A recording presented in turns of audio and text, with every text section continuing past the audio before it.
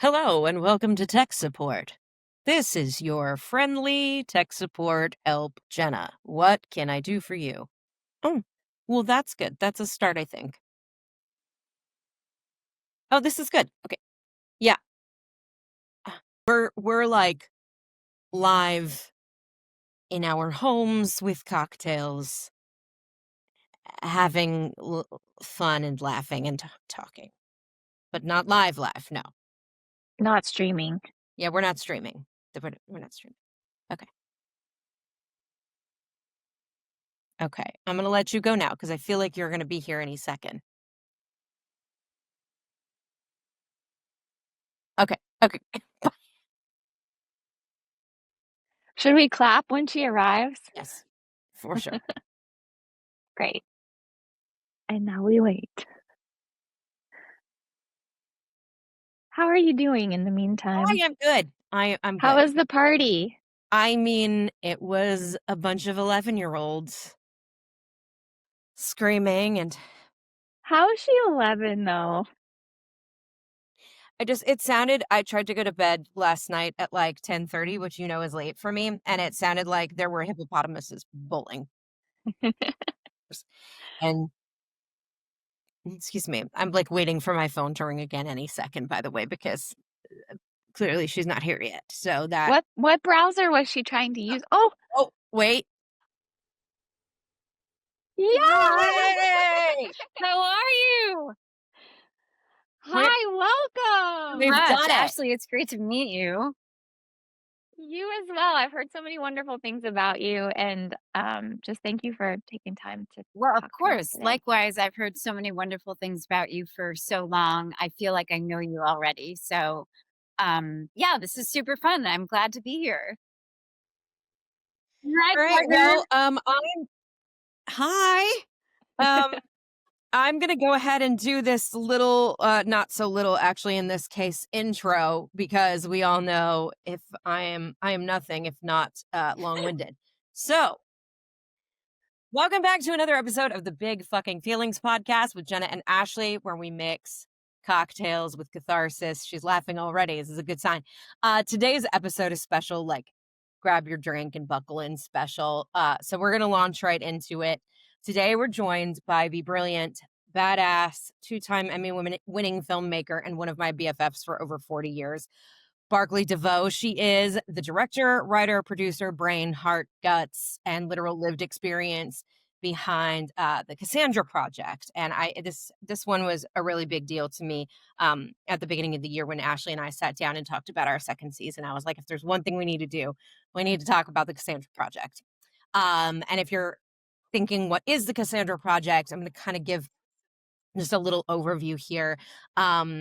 It's 3 films, 3 women, 3 gut punch warnings, and 1 terrifying truth that when women are not believed, it gets dangerous for everyone. And this trilogy doesn't whisper, it screams, and honestly, it needs to, because the project was born from Barclay's own really harrowing medical experience, a real life fight to be taken seriously by medical professionals and really everyone around her, while facing life threatening conditions. She was ignored and gaslit by people who should have listened, quite frankly, the first fucking time. So I happen to have a close connection here, not just because Barclay has been one of my dearest friends for so many years, but also because I was one of the first people that she reached out to help get it off the ground. She called me what's late to me, 9:30, one night and said, I need you to write a script. And of course I jumped at it. And I'm pretty sure if I recall, about 2 days later, I called you and said, I have your script. And you were like, of course you would have it already in 2 days. Yeah. Like, of course. So today we're going to talk about all of it, the films, the message, the trauma, the triumph, the team, all of it. And really how storytelling can help save lives, which I really firmly, staunchly believe that this trilogy does and will do. So Barclay, first of all, welcome to the Big Fucking Feelings podcast. Thank you, partner. And thank yes. you for that beautiful, beautiful, beautiful introduction. Jenna is not only one of my dearest friends of pretty much our entire lives, but Yeah. you know, a brilliant advocate and champion of mine. And so I would really love to make a side deal with her as my PR rep, so that we can talk I about got that you. I got later you. because that was beautiful. Thank So yeah, do you want me to just get into a little more about what the project is? I do, but I think first, I think we all need to raise a glass and with a cocktail. So this episode is cocktails and the Cassandra Project, and I don't want to, disregard the cocktail aspect of it, but I also, if I'm being totally honest, don't want to launch into all of this sometimes heavy material without a drink in my hand. So I am questioning whether or not either of you has an actual cocktail in your cup right now. One, because I know Oh, you both so fucking Yeah. well. And two, because I'm 99% sure I saw Ashley dip a tea bag in hers. So unless you have some sort of Earl Grey, unless you have some sort of like Earl Grey, simple syrup in there, I don't really know what's happening. sorry. I think you cut out a little. Did you say nipple syrup? No, oh my Oh my God. God. I was like, what the hell is that? It's already gone awry. The episode is already gone awry, people. Jeez. No, I Okay. actually said simple syrup, so Oh, mildly different from nipple. But I mean, that could be a thing too. I don't Ashley, do know. you have a cocktail in your mug? So what I have is, Jenna, please be very proud of me. I have a cinnamon tea hot toddy. Yes. Oh, And it does have whiskey in it, so we're here for the party Oh, today. okay. wow, You know that's what? awesome. Okay. I am proud of you. I'm But super. I was really definitely like using the tea bag as a decoy because I wanted you to be a little bit fluffed at me. Yeah, it worked. I mean, I wasn't like miffed or anything. I wasn't gonna disown you as my friend. I was just gonna go tisk tisk a little bit, but and Barclay, what do you have? Oh What do you boy. have in your Well, cup that is absolutely not yeah, I alcohol? am not going to lie on your podcast. But before I Thank tell you you. what I Thank have in my mug, I'll just say that I feel like the effort I put into using a Cassandra mug is that Oh, should be worth some points. Okay. it is. Also, why do I not have a Cassandra mug? Because, well, funny story. This is the reject. This is the reject. So I Oh, tried to get some swag made, and I didn't like what they did, and so I rejected it. And so I have the reject at my fiance's place with me right now. So Oh my God, that's yeah, funny. and I am That's on really funny. Pacific time, and it's noon here. I am not a day drinker. Um, Not like I'm so much of a drinker at all, although I feel like 2 No, of the times I've been really drunk in my life out of maybe 5 have been with you, Jenna. oh either God. they with me or you have sent me video of, so like Yes, well, talking you to me. also did take Well, a video of me quite drunk outside my apartment in New York a few years ago, which, yes. is really wonderful for us to watch, but not necessarily great for No, Instagram. we will not It be was I posting was that on singing show Instagram. tunes. It wasn't there was nothing, that's like what happens when I go Oh. wild. I just sing show tunes on the streets of but what I It have was good. Oh, I in really love this that. rejected swag for Cassandra is water. Yeah. I Wow, All that's right. water. funny. It's straight up Hydrate. water. And I also want Yeah. it to be really because I drink so much water and this is not going to be enough water. So I also have this bottle of water and I also removed the label. I feel like I did everything right except add the alcohol. Just give me Wow. 7 points. So now here's what's funny is like I did not remove labels and I actually have this Route 44 Sonic water that I always have sitting to my left during episodes. So I too, just for the record, am hydrating But what is in your as I Sonic? Your well, so here's the rub. So mine definitely is a cocktail. And before anybody freaks out, I added the vodka personally. She didn't, but Gray, my daughter, my 13-year-old, made me this drink because she fancies herself a really good mocktail uh maker. I don't know. And she is. She's She's really fantastic at it. I I mean, admit it. a lot. So she was like, please let me handle the cocktail and then you can just put the vodka in. And I was like, okay, that's fine. So she made me, I believe she called it a wild berry lavender Um, Ooh, Wow. go actually, if you can Gray. see it closely, see it's shiny. She put glitter in it for me. Right? Okay. Whoa. So Go your Gray. Yeah, audience so it's knows like I am also friends with Gray, the 13-year-old. yes. We kind of have our own relationship going on, and she definitely gives me a hard time if I don't do my Duolingo early enough every day. Oh, But I am Yep. gonna have to talk to her after we record. And glitter in a drink is I'm all about the glitter. So Yeah, it's edible glitter, and she put fresh blueberries in it sounds on this, amazing. like I might have actually had not that that I need cocktail at noon if Gray was able to give it wow. to me in that. LA. I was going Yeah. to try to sell this, but I knew you were gonna call me out, Jenna. I knew it. I was gonna put a lime on the rim but Yeah, no. I knew you were gonna call me out, so I Absolutely not. just decided not to lie. Um, Yeah, I think that was the right choice, and a good segue really into the truth of our project that might have had like, been not counterproductive. I almost said counterclockwise. I was like, that's not what I'm trying to say. Counterproductive results if we started with an yes, untruth in the yes. I movie. don't wanna be a hypocrite. There we Exactly. go. Okay, well, Let's toast to yeah, that. toast. Not being Cheers, hypocrites. ladies. Sure.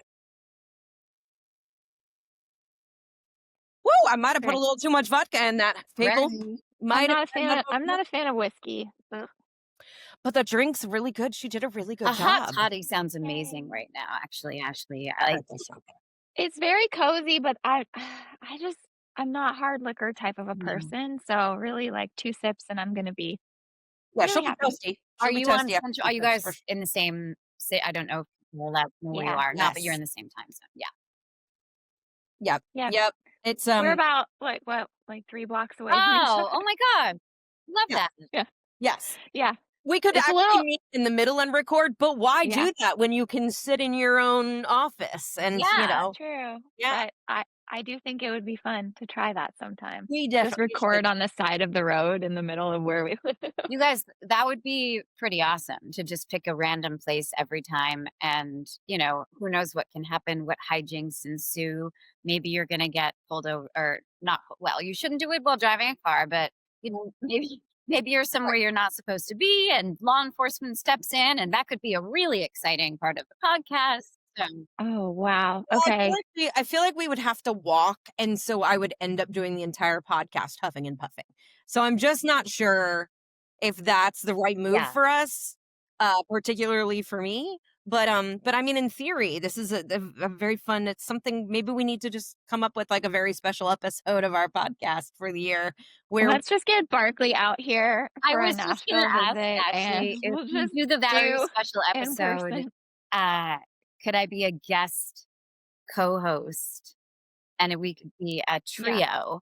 And yeah, we will absolutely. create a ridiculous situation. I mean, Jenna and I have been creating ridiculous situations together for has she actually has been this more than thing where 40 she. years. And I realize this is like totally going left here, but she has this obsession with a bake-off that we've been trying Oh, that we've been trying to put together and collaborate on for probably over 20 Well, years at this at point. least. And So, oh, the key though, goodness. Ashley, is that I have no idea how to bake. I don't even know.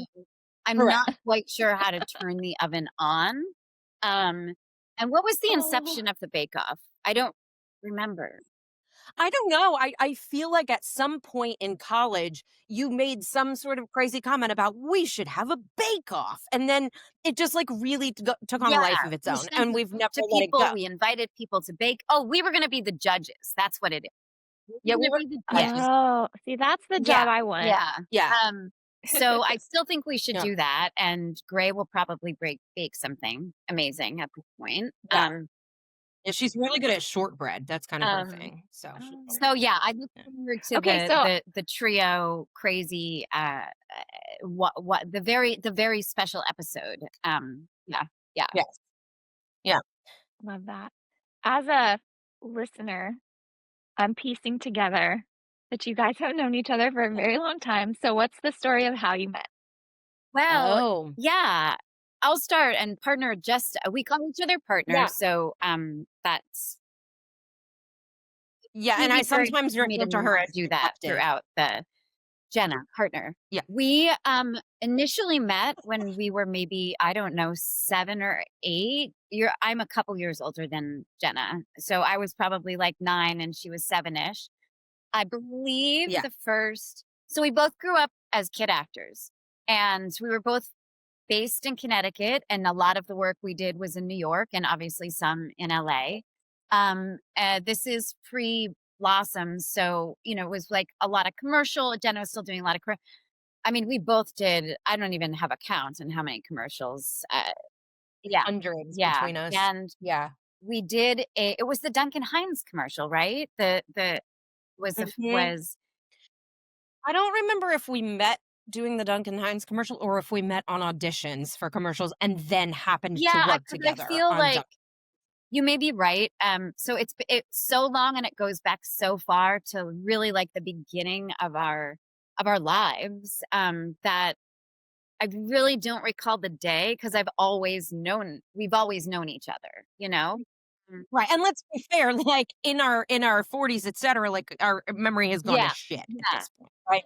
So, it's gone to hell in a handbasket. I have no idea what I ate for We breakfast do have yesterday, much That's less fair. a mutual friend to thank for so then I went to a boarding school for high school, which for those who don't know, there is a difference between a reform school and a boarding school because a lot of people are like, "Oh my God, what did you do? You went to boarding school?"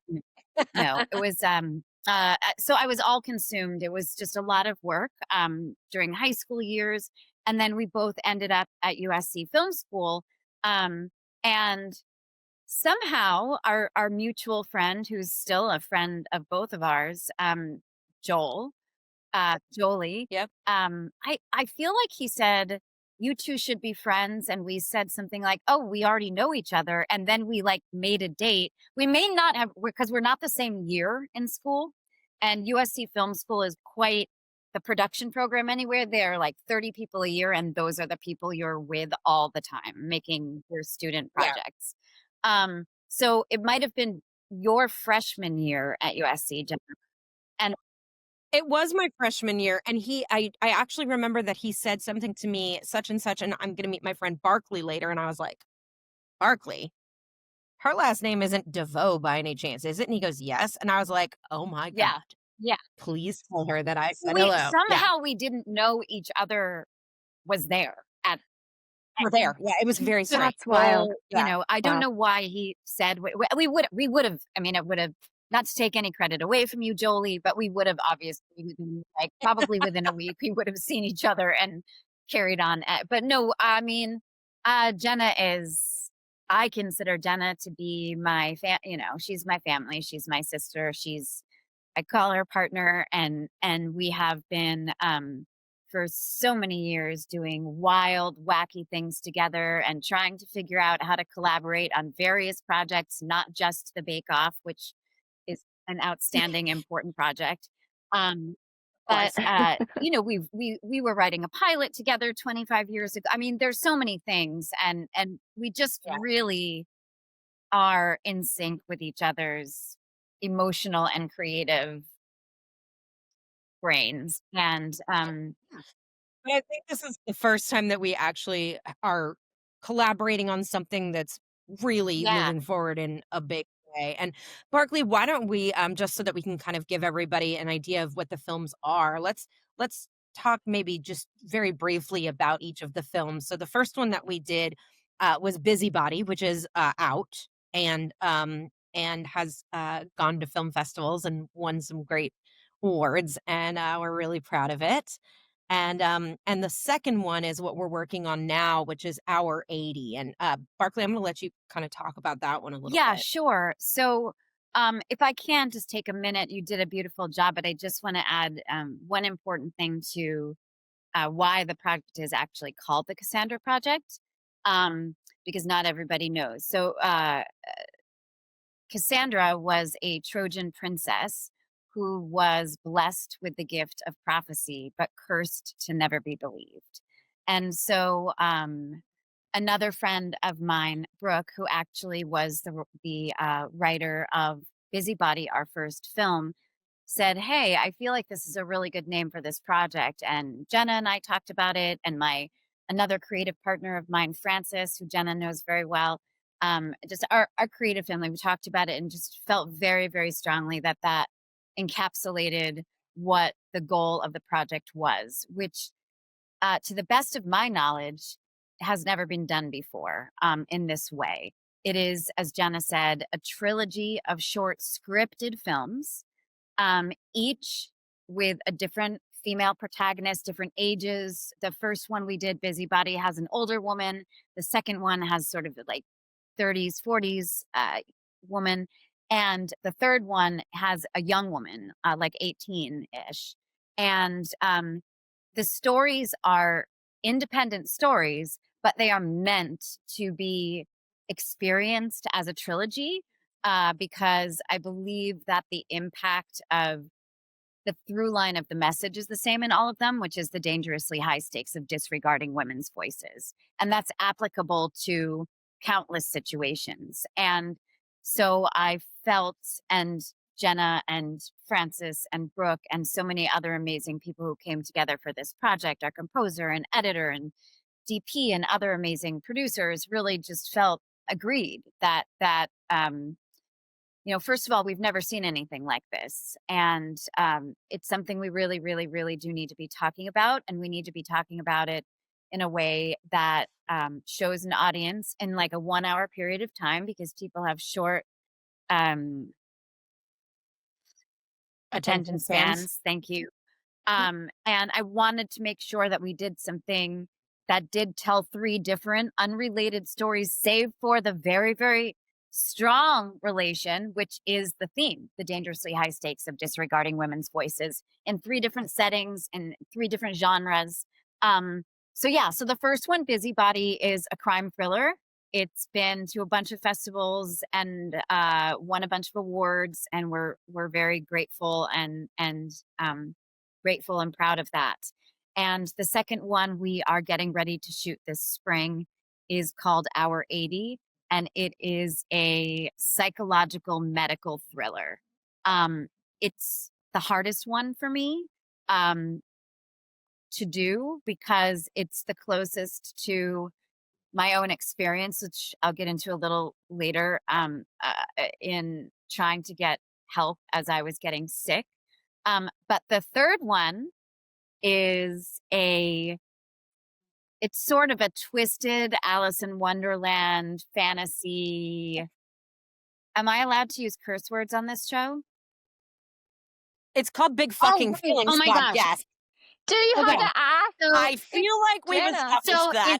it's like a fucked up fantasy, kind of. And it was inspired From the brain of moi. inspired actually by Gray, by a dream that Gray, Jenna's daughter, had. And Jenna, of course, when I reached out to her and I said, partner, I have this idea. What do you think? And she was, from the first moment, like, this has to happen. Because it was also my way of turning an infuriating trauma into something impactful. I had already been running a women's group in New York in addition to being a filmmaker. And I just really needed, either I was going to lose my mind in fury or turn it into something impactful that moves the needle in the right direction, so that someday our children or our children's children are not having to have this conversation anymore. There isn't the kind of disparity that exists in medicine, in law, in STEM, in the VC world, and again, every arena imaginable. So anyway, the third film, which is called The Keeper of the Lighthouse, which I'm so incredibly excited about. I don't want to give anything away, but I do think it's important to say that not only was Jenna incredibly receptive to the concept of the entirety of the project, the Cassandra Project as a whole, but she said, yeah, I want to submit a script. And as with everything in our lives together, which again feels like basically our whole lives, Jenna is the antithesis of a procrastinator. I honestly have never known anyone who writes faster, maybe or better, than Jenna. I definitely love Aaron Sorkin as a writer. So maybe Jenna and Aaron Sorkin, but I don't know his feed because I haven't yet gotten to meet him, although I'm certain that I will. I've had the opportunity to speak with him, but not see how quickly he writes. um, but Jenna came back to me. It probably was within 2 or 3 days, right, partner? It was pretty quick, yeah. I just had to, like, purge on Yeah, paper, and then I and figured it out. um, it it was inspired by a dream her daughter Gray had. It's absolutely brilliant. I don't want to give too much away because it kind of is a story where, like, if we say too much, we're giving it Yeah. away. But the lead character in that film is a very young woman, an 18-ish-year-old woman. Um, and obviously, all three of the films share the theme of the dangerously high stakes of disregarding women's voices. So, because I don't want to give away too much about what happens in that film, I'm going to throw it back to you, Jenna, to see if there's anything else you feel we can add without spoiling it. No, I think that's a tough one. I think you're right. I think let's hold off and just keep people waiting with bated breath. I mean, leave them asking Yeah. questions Okay. and until we can answer And them. so the second Uh, one, the one we're prepping to shoot in a few months, early spring, um, is, like I said, a psychological medical horror. And what I will share without giving too much away about that one, because it's similar in that I can't tell you what happens in the movie because then I'm giving too much away. But in that one, it was super important to me. There are a couple of things I want to be very clear about in this project. This project is not a condemnation of men at all. Um, yeah, not at uh, all. I wanted it to be almost a celebration of close, intimate friendships, and the relationships that carry us through when the rest of the world is gaslighting us, when people start telling us to go away, or in my case, when I was getting sicker and sicker, doctors in LA, New York, DC, including at a hospital where a friend of mine is the chief of staff. No, sorry, that's politics. Chief of surgery. Um, yeah, a girlfriend of mine is the chief of surgery at a hospital in the DC area. And I mean, she took me in there and told the ER what to do, and they just wouldn't do it. Multiple times throughout the 9 or 10 month process of me attempting to get a diagnosis for something that I could only describe at the time. Now I know exactly what it is, but at the time I didn't. All I could say is that I feel like there's a poison inside of me and it's spreading. And if you don't figure it out, it's going to kill me. And I wasn't wrong. I just got lucky enough that when it turned into a critical situation, my mom took me to the right doctor who saved my life. And I would actually, Wow. if I can, just say thank you to my mom, um, and to Dr. Anthony Landino, who heard every word I said, believed everything, and is the head of a team of many doctors who are incredible. So this is not a condemnation of doctors. This is not a condemnation of men. This is not a condemnation of anyone. It is a it is a mission to end the disparity in how women versus men are heard. Okay. And that is something that women and men need to be working on together. And that is something that both women and men and young boys and young girls will all benefit from because, just think of the world of STEM, for example. Female scientists and astrophysicists and creators of the neck of something that can cure another disease being held back because of systemic misogyny, and their voices not being heard in classrooms and at conferences could could prevent us from getting that cure faster. And I just as one example, but sort of going all over the place, I think, with this. But I wanted to make sure to say that it really isn't a condemnation of that we have incredible male allies working with us on this project, but it is really important to me that the heart and soul of this project is largely women in Hollywood, as Jenna knows, and I'm sure you also do, Ashley. Um, I'd love to learn more about you. I like to ask the questions, but know this You're in is the your hot seat today. podcast. Uh, I, you know, the trades love to print articles about how, oh, everything is fixed because Barbie did so well and Greta Gerwig or like Catherine Bigelow. And by the way, those are two filmmakers who I admire incredibly, but the fact is, and Gina Davis has an organization called cjane.org, which measures this. And I think it's the best organization that speaks to this in all media.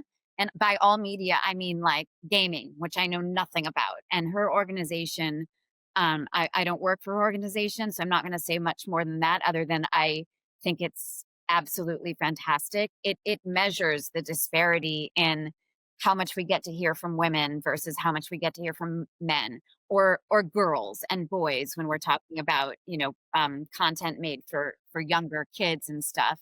And I think that until we get to a point where there really isn't a disparity, and we're very far from that, we really need to keep shouting this out. As Jenna said, this is a project that not only intends to do it, has begun to do it, even with just the first film. But ultimately, the 3 films together as a trilogy should be a scream that people look at and say, oh my God, I, I didn't realize I'm going to, if this makes people talk about it, think about it, stop and let the girl who raised her hand in the classroom ask her question and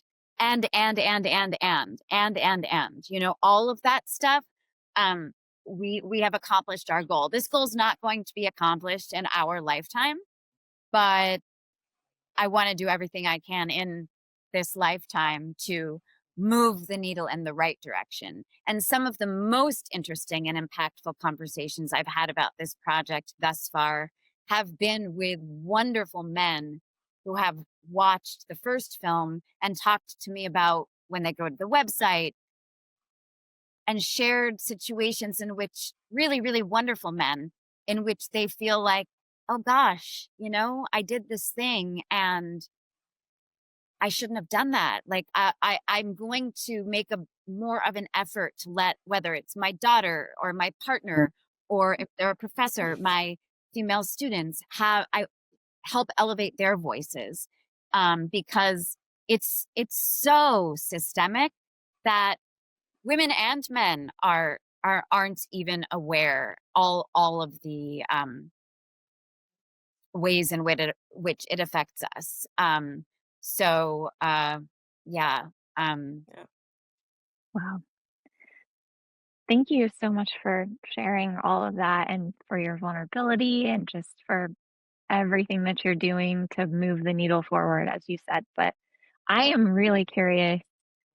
As a woman, I have felt like often the need to prove my reason for existing even.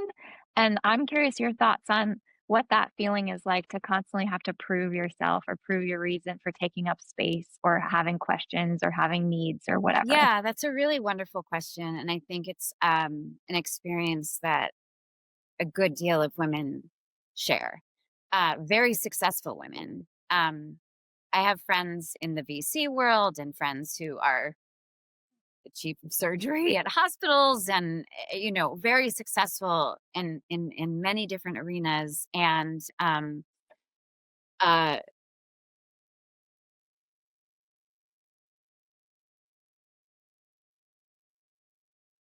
sorry, I know I'm not supposed to take such long pauses on a podcast. You guys are going to edit this, right?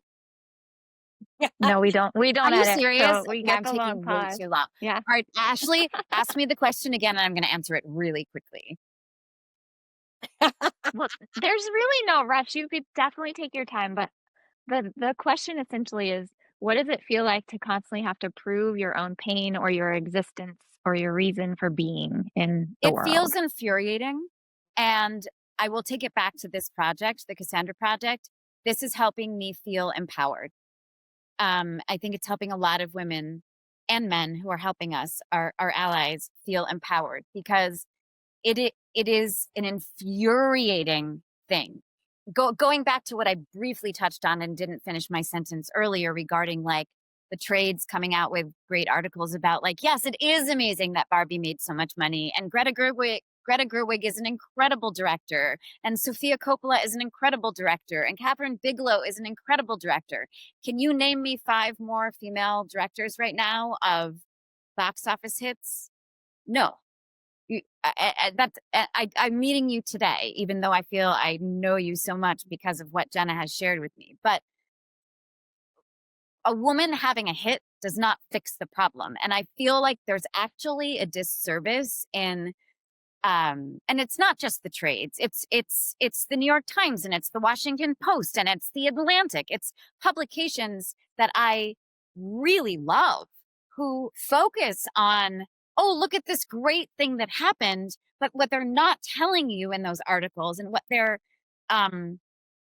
neglecting to remind the readers of or the viewers of, depending on the situation, is that, and yet still less than 7% of feature films in the United States are direct box office released theater films. Okay, so that's what even be theatrically released films is the right way to say it. Less than 7% of them are directed by women.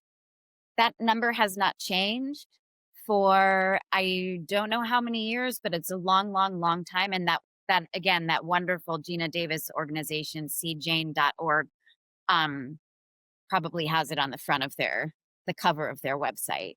But I feel almost like I am thrilled when women directors are recognized, especially when they're women directors who I do have so much respect for and admire as storytellers and filmmakers so deeply. Catherine Bigelow being one of them. I'm blown away by her work. And, I think she's also somebody, I'm not going to say she's been used, but her success has historically been used as a distraction from the continued reality, which is that how many sound mixers have we worked with who are female? How many DP, directors of photography, do we work with who are female? From the ground up, I want to try to change that situation while we're telling these stories, which doesn't mean we don't have amazing men on our team. We do. But for example, our composer is an incredible, incredible composer who has been recognized with a lot of awards for her work, but she has been trying to break into the film and television world as a composer for way too many years.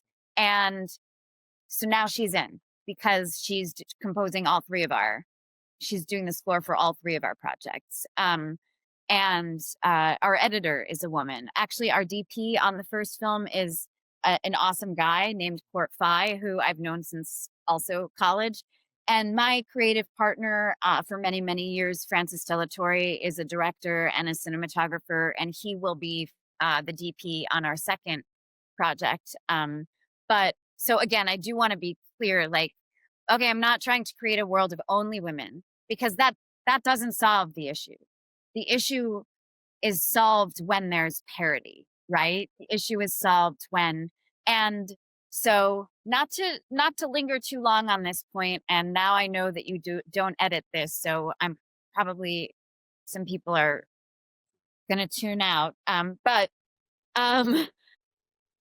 Won't tune don't out. tune Stick with out. us. This is a Grab, really grab important another point. cocktail. Every time you read an article about a female filmmaker who's done something amazing,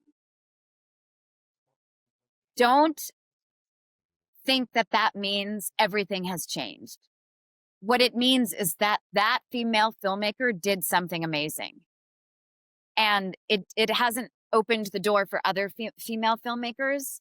There are certain arenas of our business that have even less women than others. I mean, like, there are more makeup artists who are women. You know, there are more costume designers who are women. But visual effects artists, I don't want to make up numbers, but from my experience, it's been 90+% men. Um, Mixers, re-recording mixers, and production mixers. In my experience, it's been 90% men. And by the way, our re-recording mixer on Busybody is like my favorite mixer in the universe, and he's a man. I love him. So again, I want to be very clear, but we need to open the door for more women. Our mixer, our recording mixer, our production mixer on Busybody is a woman who is probably the best production mixer I've ever worked with in my long, pretty much lifetime career. And I want to make sure that people understand when they hear about the success of a woman or two women, that they don't mistake that for a systemic change. And I am looking to, with this team of incredible people, I am looking to open people's eyes to the bigger situation, so that we do inspire systemic change, both from the angle of who are we hiring as filmmakers in our business, and in the concept of the project, which is showcasing this in a multitude of arenas where the same thing is happening. I mean, a dear friend of mine is a very, very, very successful venture capitalist, very successful. And some of the stories I've heard from her about being at a table with all men, and the companies and the founders that she is voting to invest in, don't necessarily go through, and her track record of success is so much higher than any of those other men at the table. And I mean, and this woman is like, she's in Forbes, you know, like, she's very successful. And I can speak to the female one of my college roommate, Saba, you know Saba, Jenna. She is a surgical oncologist who is one of our biggest supporters, champions, and backers on this project, because she has experienced as a doctor. She can tell you the difference between how men and women are treated. And as a doctor, she can also tell you things like, did you know that operating tables and surgical tools are made for the size of an average male's hand? So often female surgeons, after several years, need to get carpal tunnel surgery because they don't make tools to fit their hands, and they're standing on apple boxes while they operate. Those are the types of things that I think are really enlightening, that we don't think about, and which is why I feel that this project is not, I want to tell I will share my story, but it's not about just, I want to share my story because this terrible thing happened to me and I'm angry and I want to turn it into a movie. I want to share my story, and then I want everybody to start sharing theirs, because we all have them.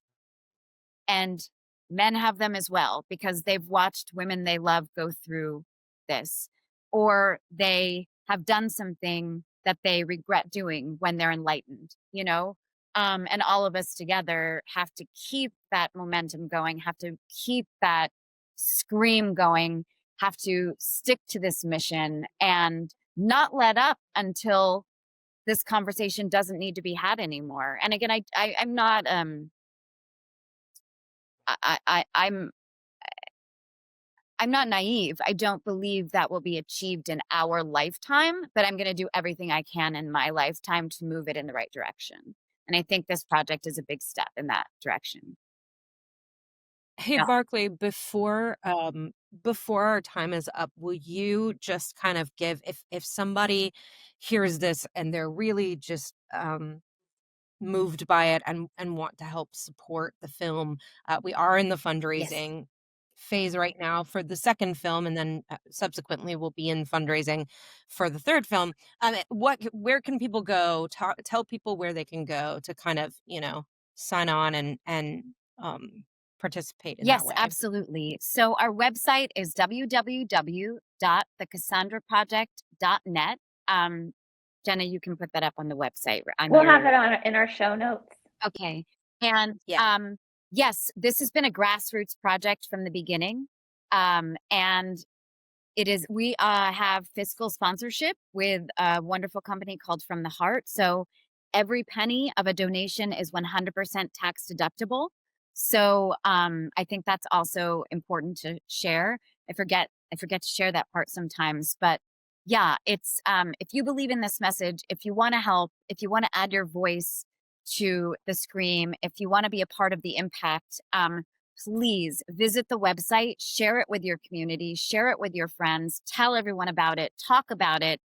And when I tell you that every dollar has helped, it really, really has been a grassroots fundraising situation. We got to make our first film by thousands of people coming together and contributing $5, $15. And we do have some bigger donors as well, but I could not be more sincere, and Jenna knows this, in saying that every single dollar has gone towards us being able to follow through with this concept and make this trilogy come to life.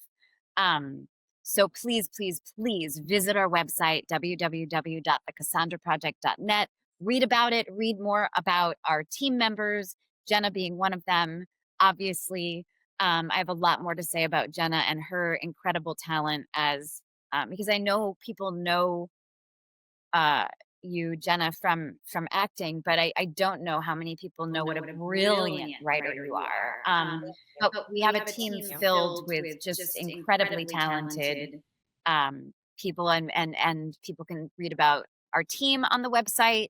They can read a little bit more about how this situation impacts various arenas and how it's dangerous for all of us, men and women. And then they can click donate and they can send us $1. If they have $1,000 to send us, amazing. But my gratitude towards every donor is the same.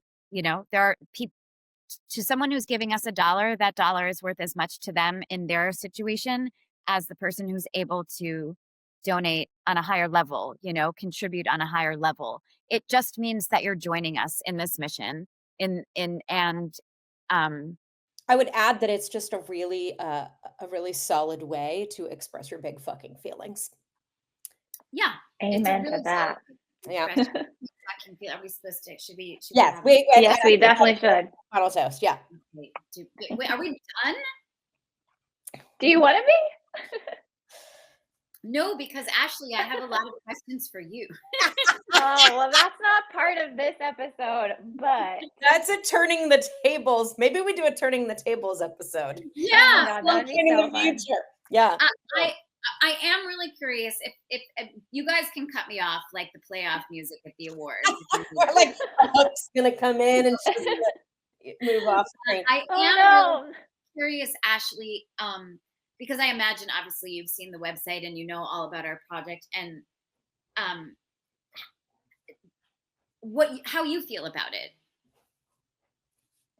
Yeah, I think what you have created is so powerful, and it reminds me a lot of like the Carrie Fisher quote that everybody loves, take your broken heart and turn it into art. I just think like that's what I try to do with so many of my own experiences. And so it's really inspiring when I see other people doing that. But I think for this topic in particular, yeah, I've sat in rooms where I've said something and then a man in the room will say it and everybody jumps on it. But when I said it, it was just like, oh, or Just constantly making myself smaller to make other people comfortable. That's one thing that I have really had to unlearn. And so I think when we get to talk about these experiences and make them more less, I guess, less taboo, more public, Yeah. less shameful. I mean, I had a miscarriage and the doctor was like, it happens to 1 in 4 and tossed me a box of tissues and then walked out of the room. And like, that's the kind of stuff that is just terrible to feel. But when you start talking about it, you realize, oh, I'm not the only one that this has happened to. And I think once we start talking is when real change can happen. And so the fact that you're pulling together a beautiful set of films and really giving storytelling the power to give back to the women whose truths have been dismissed is just like it's one of the most powerful and inspiring things. So thank you for doing that. Thank you. I'm so sorry about your experience. And um, I think, kind of going off what you said, an important aspect of this that I do want to add is that it's really hard, to get yourself out of that mentality when there's so much gaslighting, and there is so much gaslighting, right? So that's sort of what I'm speaking to when I say, oh, look, the cover of Variety said everything is fixed because this was a big box office hit last year, right? That's gaslighting, actually, and we are oftentimes having to question, is it me? Is it like, and that was definitely compounded in my attempt to get a diagnosis, because the ultimately what I had caused bacterial meningitis and encephalitis, and my brain was actually infected while I was being gaslit and turned away and told to go to psych by medical doctors. And um, not to bring it back to me, but to speak to what you're saying, Ashley, about trying to unlearn that conditioning, and trying to own your power. Um, we do all need to do that. And that's an easy sentence to speak, not so easy to live by when our daily life is filled with circumstances, situations, um, and gaslighting that is so systemic that we don't even realize it sometimes. It's Sometimes, almost go ahead, sorry, go Jenna. ahead. Oh, I was gonna say it's almost like COVID, right? COVID kind of leveled the playing field because everyone was experiencing it together. And as the as the idea, the concept of COVID started filtering through various countries and people started getting sick, it was really easy for a lot of people to sort of ignore it or sweep it under the carpet or pretend that it wouldn't happen to them or and until it became heavy enough, until it became so vast and so widespread, um, that people couldn't ignore it anymore, and they had to admit that people were getting Yeah. sick and people close to them were dying, and there were it was so it leveled the playing field, and we all kind of had to come together to find ways around it, to find ways to that oversaturated word pivot and and all of that. And it's kind of like that, we're trying to create a space in the arena where there are so many voices, men and women, that it can no longer be ignored. It can no longer be swept under the carpet. We are all on the same playing field, and therefore we have to come together to deal with it. Yeah. Yeah. Yeah, Jenna, you said that beautifully, as you always do. It takes me half an hour to say something Jenna says in 1 minute. It's only because Um, I talk so fast. Has nothing to do. but yes, absolutely. And so far along the way in this journey with this project, I have had the great good fortune of speaking to probably thousands at this point of people who want to tell me their story. And I feel that's a privilege that they entrust me with their stories. And my God, it's a big fucking problem. Everyone has a story. Mhm. And we've got to shout it out and keep going until until we don't anymore. And so that's what we're doing here. And yes, I would invite your viewers, your fans, your listeners, your, what do we call it for podcasts? Our peeps, our podcast peeps. That's right. Podcast peeps, the podcast Yeah, peeps. podcast please, peeps. please do check out our project, and please know that I'm very, very serious, as Jenna can say, that every contribution is helping us get to a point where we get to tell the next story and the next story and the next story, and continue putting this out there and having these conversations and showcasing the disparity and giving women voice when they would have otherwise been ignored, dismissed, disregarded, to the detriment of everyone. So yeah, please check us out. Yes. Okay, just to end on something maybe a little bit like funny and happy, I'd like to know, what is one thing that each of you think would be improved if we solved this problem tomorrow? Oh my gosh, that's an amazing question. That's an amazing question. A woman would be president. See, I wasn't dreaming big enough. Okay, I just sorry, said we'd have pockets and everything. Look, Ashley, it's not fair because Jenna knows what my answer is going to be. I big fan of Obama, by the way, but I would say that Hillary would have been president by now. We would not be living in a country where none of our children have ever seen a female president. And again, that is not a disparaging comment about Obama, who I think is awesome. But Hillary is probably the most qualified person to ever run for that office, and people didn't like her personality. Like, they didn't like that, she didn't smile enough? I don't know. So yeah, a woman would be president, and a woman would be president of the country. And that means a woman would be, there will be more women on the boards who make the decisions, of the boards of hospitals, the boards of insurance companies that are, talk about fucking corruption, the boards of hospitals, the boards of insurance companies, the boards of schools, in the education world. And women wouldn't have to fight for that seat. You're talking about fighting for a seat, fighting to have your voice heard. Women wouldn't have to fight for that seat at the table anymore, wouldn't have to fight to get in the Oval Office or the C-suite anymore. That's what it would look like tomorrow. My God. And there would be like not just one puppy in the White House. At that point, there would be like hundreds. Oh, if we get part of it, yeah. I feel like that we would be having bake-offs in the White House every Saturday. Yeah. That's great. Sign me up. I think it would change. I would really change everything. And it would, most importantly, it would change things for the younger generation. And they would grow up with a level playing field. I'm going to say vote for Gray 2036. That's a vote for Gray 2036. Grace had my vote since she was 2 years old, and she was very clear at 2 that she was going to be president someday. Oh, she's the one. She's the one. And Marlo will be whispering in her ear, because I think we all know Marlo's going to be CEO of some company someday. So that's and then we just get to play with the puppies in the White House and have bake-offs, I guess. Exactly. That's exactly it. Yeah.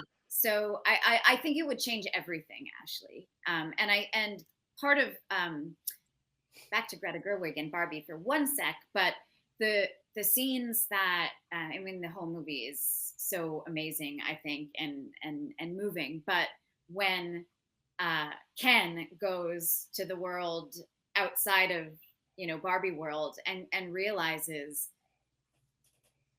that there wasn't a dry eye in the house and the theater I was in. I've spoken to so many girlfriends about it and men about it. Jenna wants to say something. I just wanted to say I'm so sorry because I haven't seen it.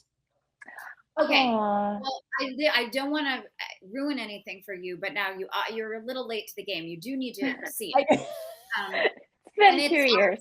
I can write a script in 2 days, but I can't see Barbie in 2 years. 100% fine for Gray to watch it, and I think it's totally fine for Marlo to watch it. Yeah, it is. But sorry if this is a spoiler. Spoiler alert to if anyone else hasn't seen Barbie. You've been living under a rock, like Jenna. But there is a sequence in which Ken goes into the quote unquote real world outside of like the Barbie world. Land. Yeah. And he experiences what we live on a daily basis for the first time. And as a man, and he's like, oh. And I'm not going to say more than that because I would be doing it injustice, and I'm not going to spoil it further for Jenna, who needs to watch that with Gray and Marlo maybe tonight, and Michelle. So,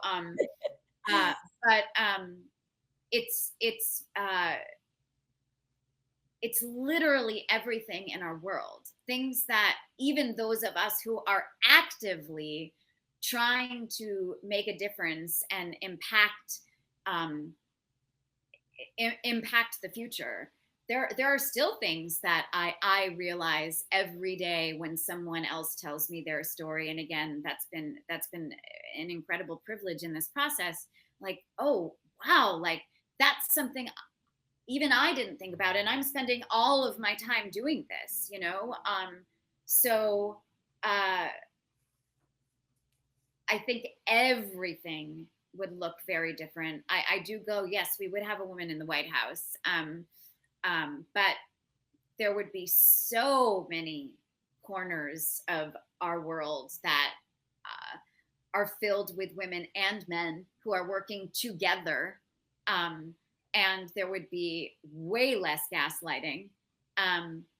Things would get done better, I think, because it really behooves all of us. It's better for everybody, whatever gender, all genders, to work together to create a world in which parity exists. That is good for everybody. So, yeah. Ashley, what's your answer? Yeah. I didn't dream big enough, guys. I just wanted pockets in all of my dresses. I love it. That's a great dream, Yeah. though. I only have one dress with pockets, and it's the greatest thing ever. I love it. Whoever thought of that? It's amazing. Guys, I want my every God. single pair of my pajama pants, every dress, everything to have pockets. I can't stand something without pockets. I'm totally on board with this, Ashley. Pockets Thank are you. awesome. Maybe so. If we're adding to the upcoming podcasts, maybe we do a pocket podcast. There we go. I know absolutely nothing about like when were the first pockets created, where, who created We want to them. do a deep dive. Okay. Deep dive on Go pockets. down the pocket That's rabbit great. We will do that, and we will definitely have you back for that one, Barclay. hole. Thank you. And Ashley, every dream is big enough. It's your dream. Like that's part of the I conditioning. love you. You are the best. I love you so much. Thank you. My heart really needed to hear that. Well, I love you. This conversation is awesome. I really could have it for days. So you will have to cut me off. But Well, thank you so much for your time today. We're very grateful, and we want to remind everyone to check the link in the show notes to make sure that they're donating. Is there a window on how long they can donate? Nope, it's open. Okay. And the fiscal sponsorship, so the 100% tax deductible situation is there's no So end. the timing is right, guys, to get in with a big fat check is what we're saying. We are trying to raise enough to actually shoot this next film this spring, so that there's no deadline on when you have to donate by, and there's no expiration date for the tax deductible status. But let's go. Yeah. But the need is urgent. Let's fucking go. Let's All go. right. One final toast with water and whiskey that Ashley's not gonna sip, and cheers. Cheers, ladies.